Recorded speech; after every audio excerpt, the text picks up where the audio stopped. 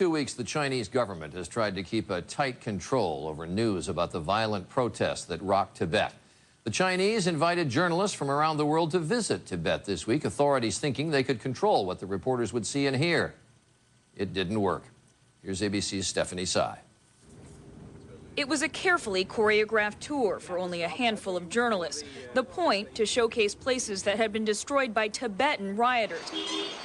A burnt shop, injured victims. Until journalists walked into the Jokong temple, they had only heard one side of the story. And then this.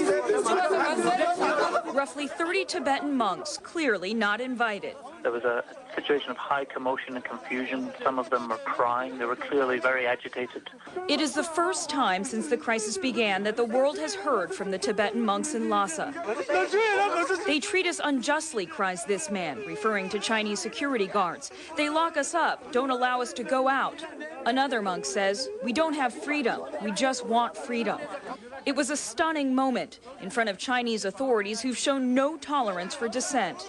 The monks had just enough time to accuse the Chinese of dressing up Communist Party officials in monks' robes to fool journalists before they and the reporters were dragged away from each other.